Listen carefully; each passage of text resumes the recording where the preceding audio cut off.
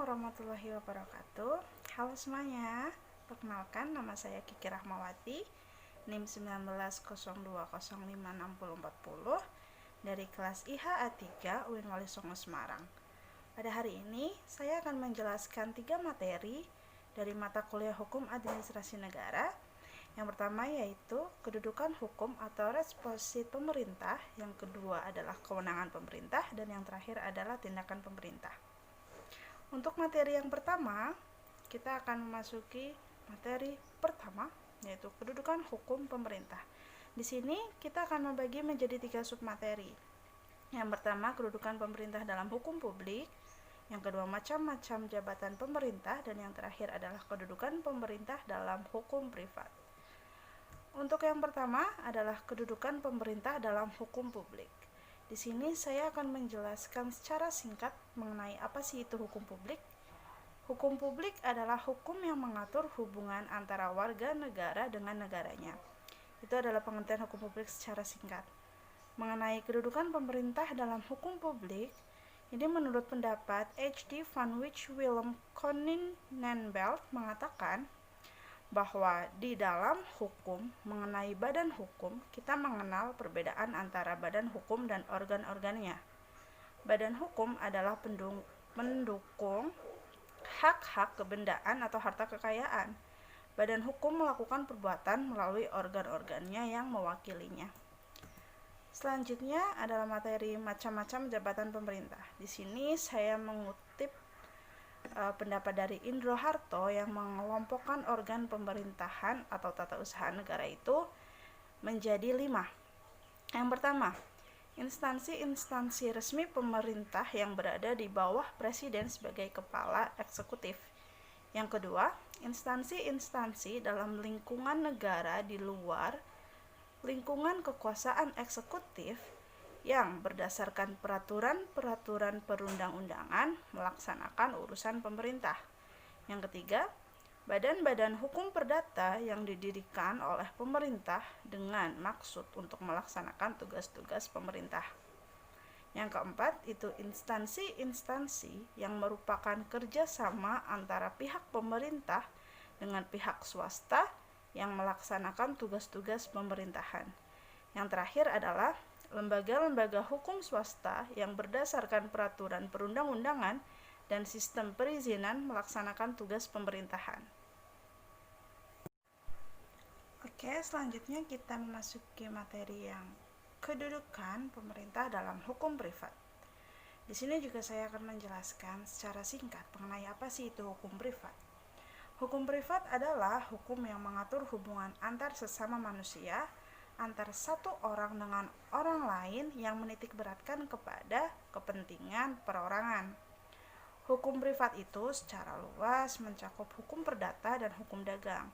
Tetapi hukum privat secara sempit itu hanya mencakup hukum perdata saja. Di sini tindakan hukum pemerintah di bidang keperdataan adalah sebagai wakil dan badan hukum atau rich person yang tunduk dan diatur dengan hukum perdata. Dengan demikian, kedudukan pemerintah dalam hukum privat adalah sebagai wakil dari badan hukum keperdataan. Selanjutnya, kita memasuki materi kewenangan pemerintah. Di sini kita membagi menjadi 2 submateri, yaitu sumber dan cara memperoleh wewenang pemerintah. Baiklah, mengenai sumber wewenang pemerintah. Di sini sumbernya adalah asas legalitas. Apa sih asas legalitas itu? Asas legalitas merupakan prinsip utama yang dijadikan sebagai dasar dalam setiap penyelenggaraan pemerintahan dan kenegaraan di setiap negara hukum, terutama negara hukum sistem kontinental. Kemudian cara memperoleh wewenang pemerintah bagaimana sih?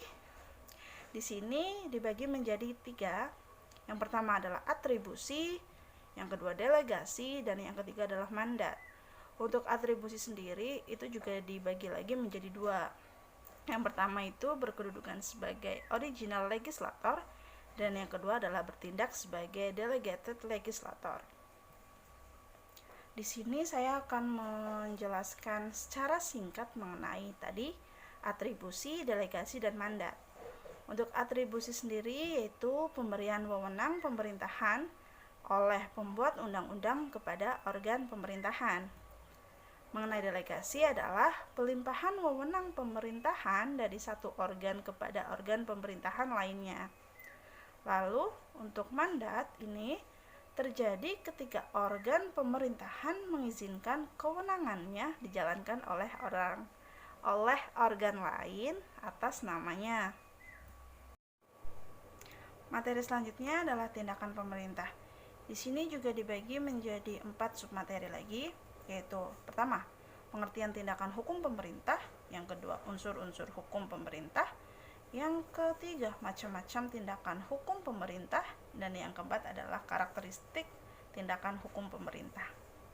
Yang pertama, kita bahas dulu pengertian tindakan pemerintah. Apa sih itu tindakan pemerintah? Tindakan pemerintah atau besture handling adalah setiap tindakan atau perbuatan yang dilakukan oleh alat perlengkapan pemerintah atau besture organ dalam menjalankan fungsi pemerintahan atau besture fungsi. Nah, di sini tindakan pemerintah itu dibagi menjadi 2. Ada tindakan berdasarkan hukum dan ada tindakan berdasarkan fakta atau nyata.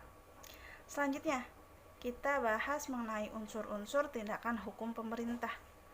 Yang pertama, itu ada perbuatan itu dilakukan oleh aparat pemerintah dalam kedudukannya sebagai penguasa maupun sebagai alat kelengkapan pemerintah dalam dalam prakarsa dan tanggung jawabnya sendiri. Yang kedua, perbuatan tersebut dilaksanakan dalam rangka menjalankan fungsi pemerintahan. Yang ketiga, perbuatan tersebut dimaksudkan sebagai sarana untuk menimbulkan akibat hukum administrasi. Dan yang terakhir atau yang keempat, perbuatan yang bersangkutan dilakukan dalam rangka pemeliharaan kepentingan negara dan rakyat. Oke, selanjutnya adalah materi macam-macam tindakan hukum pemerintah. Tindakan hukum pemerintah itu juga dibagi menjadi 2. Ada tindakan hukum publik dan ada tindakan hukum privat. Di sini, macam-macam tindakan hukum pemerintah itu cara untuk menentukan apakah tindakan pemerintah diatur oleh hukum privat atau hukum publik. Ini tuh bisa dilihat dengan kedudukan pemerintah dalam menjalankan tindakan tersebut. Jadi untuk untuk membedakannya itu, jika pemerintah bertindak dalam kualitasnya sebagai pemerintah, maka itu hanya hukum publik yang berlaku. Tapi jika pemerintah bertindak tidak dalam kualitasnya sebagai pemerintah, maka itu hukum privat yang berlaku. Selanjutnya adalah materi karakteristik tindakan hukum pemerintah. Dalam setiap negara,